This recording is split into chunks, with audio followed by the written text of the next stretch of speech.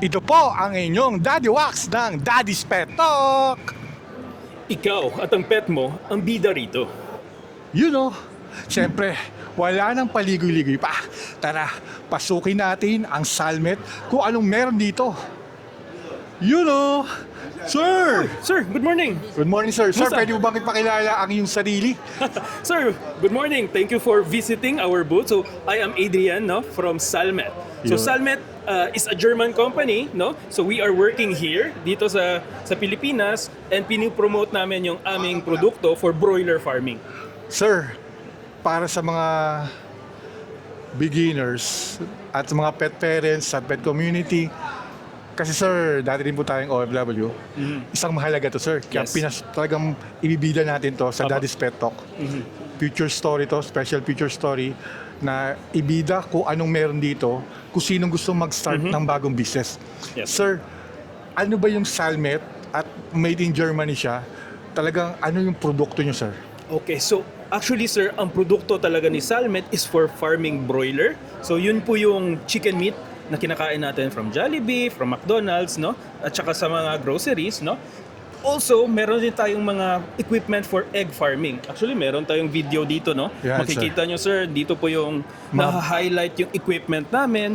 Everything is made from Germany, high quality, sir, no?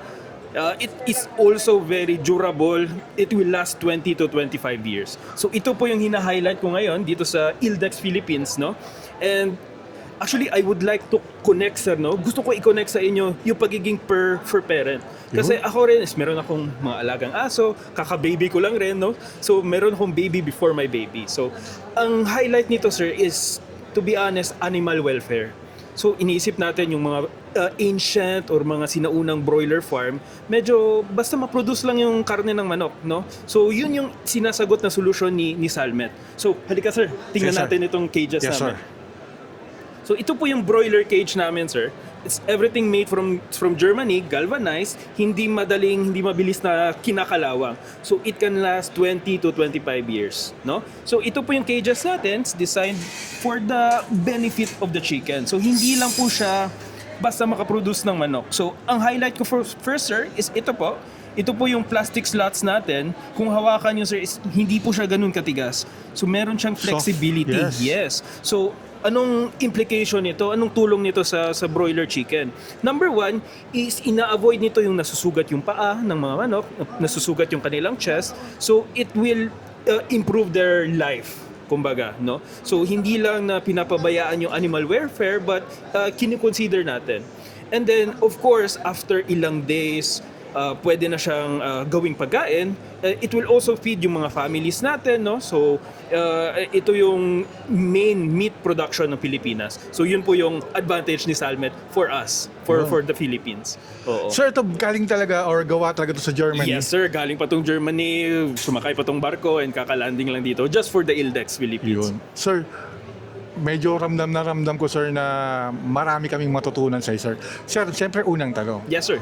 Siyempre, ilalagay ko muna yung sarili ko sa pagiging OFW as hindi mo na as a Daddy Wax. Correct. Sir, kasi siyempre naging seafarer tayo at lahat ng seafarer sa barko, nag-iisip sila The investment. maaga pa lang na investment or pag nag-retire sila. Correct. Sir, anong maipapayo mo sa mga beginners? Okay, sir. So, number one, no, yung wife ko, yung father niya is a seafarer rin, engineer sa barko for more than 30 years. 30 So, years. naiintindihan ko yung sakripisyo ng OFWs, hindi lang sa seafarers but OFW, no? How to provide for their family. And of course, yung trabaho na yon is hindi lang po siya for the meantime but for the future as well, for the family. So, ang number one may papayo ko, sir, is outside sa Salmet, sir, is dapat yung investment or business na hinahanap natin is pang matagalan, no? Hindi yung naghanap tayo ng mura and then after 5 or 10 years is nawawala na. So it's basically a legacy, no, na maipapamana mo sa iyong mga anak, no, na business. So for example, you invest in something good for 20 to 25 years, hindi lang yun para sa'yo, para rin yun sa anak mo, sa pamilya mo, and then for mga apo ninyo. So, yun po yung maipapayo ko na dapat hindi lang tinitingnan yung short short term. Long term dapat yung diskarte natin for investment. Yun, no? Apo. Sir, eto sir, kunyari, siyempre yung mga seaman, pagdating sa province, sir, medyo Correct. malalaki yung mga backyard niya, Yes. sir. Kung mag-start sila ng getong muna kalaki, pwede mo muna nyo ilagay ito sa backyard nila. Yes sir, actually pwede tayong mag-start for backyard farming, no? Para of course practice. Maraming hindi pa nakakaalam ng how do you call this, ng pagpa-farm ng poultry. Nagsimula ako rito sa business na ito like 5 years ago.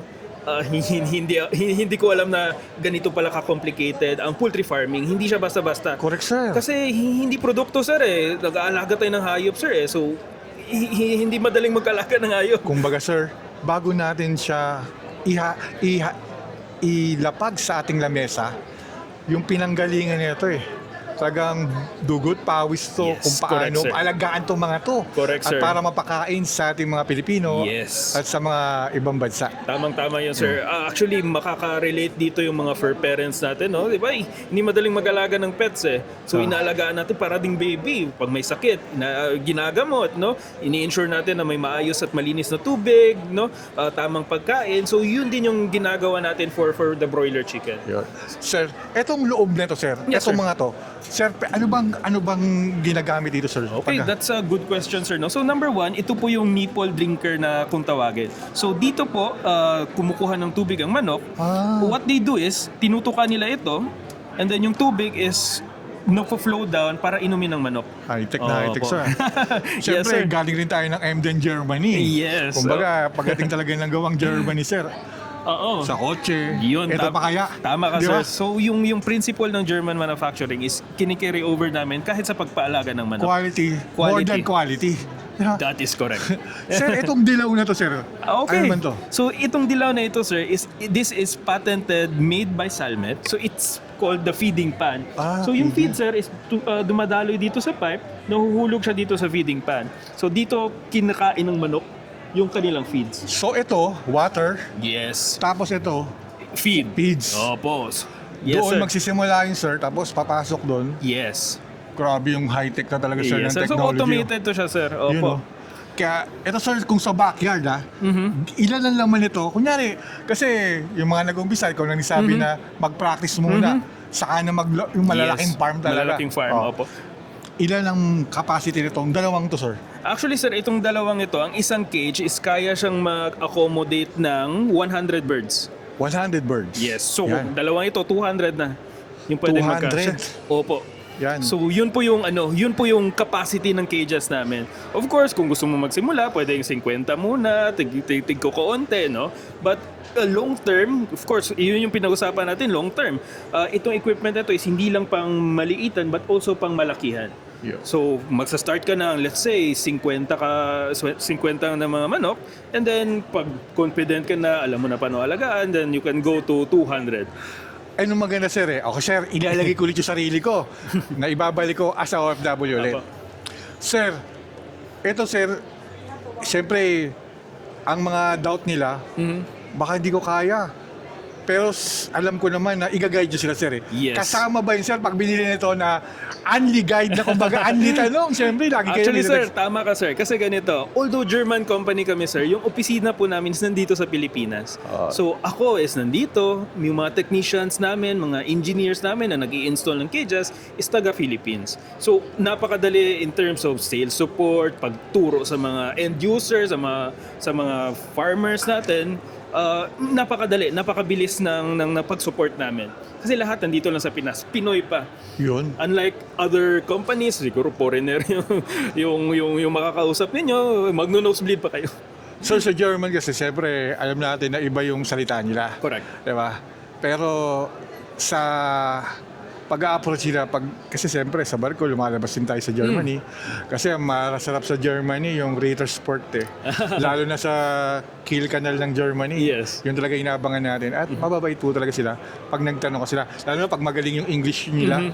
Sir, eto sir, ito na. Nagawa nila yung yung paglilinis ba nito, madali lang sir? Napakadali, sir. Kasi nakikita nyo ito po yung tinatawag natin na manure belt.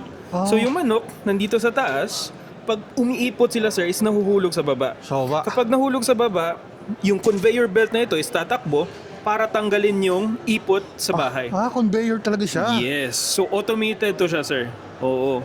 So, parang ano parang tatamarin, talagang parang easy-easy ka na lang eh. Sir, ganito, yung mga malalaking farms, 80,000 ang laman, isang tao lang nagmamanage. Yun less labor. Diba sir? Yan mga nurse, mga seaman, mga nasa Saudi Arabia, mga Yes. engineers dito. Kung meron kayong gustong naisip na negosyo. Dati sir ako aminin kita sir.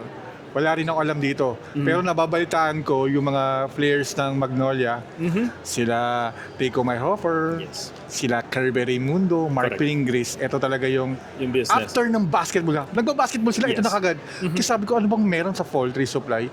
Kaya talagang pinili ko pumunta sa SMX dito na para ipakita natin sa mga pet community, mga pet parents, at syempre all over the world na ang Pilipinas, eto made in Germany pa yung ibinibida. Yes. Yun. Sir, sa mga gagawa pa nito at mag-isip, paano kayo kontakin, paano kayo hanapin, para at least makausap kayo ng masinsinan. Kung ganun sir, ipa-flash nyo na lang dito, edit nyo na lang, Yan. ilalagay ko sa inyo yung contact details ko, contact nyo po ako, and then tutulungan ko kayo, merong mga tanong, training, orientation, walang problem for me. Yun. So yun po yung maitutulong ko sir, as a Filipino, supporting Filipino communities. Apa. Sir, ito sir anong advice nyo sa mga kababayan natin all over the world na nagsusumikap para itaguyod ang kanilang pamilya sa negosyong ganito sir, sa poultry farming? Actually sir, ganito, for the longest time, wala sa isip ko yung poultry farming. Pero nung nagsimula ako sa industry na ito, nakikita ko na hindi pala siya ganun kadali. At the same time, napaka-fulfilling siya na trabaho.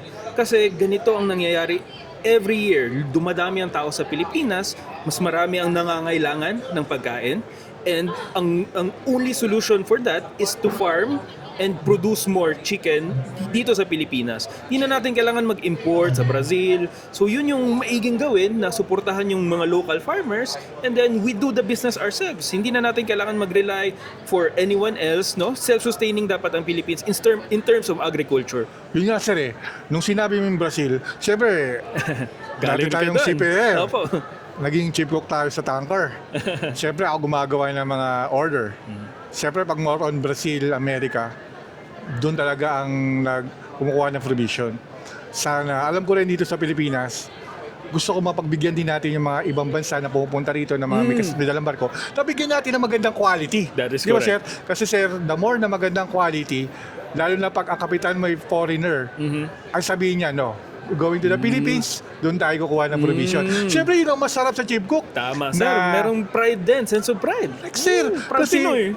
pinagkakatiwalaan ng Correct. mga ibang country na naging kapitan or sa maritime industry na sa Pilipinas kayo kumuha, mura na, quality and quantity, Yes, the best. Correct, You know? sir. So yun yung sinusupply namin, sir, pinoprovide namin, the German quality for Filipino lives. Ako, sir, di naman kita kakilala, nilapitan lang kita.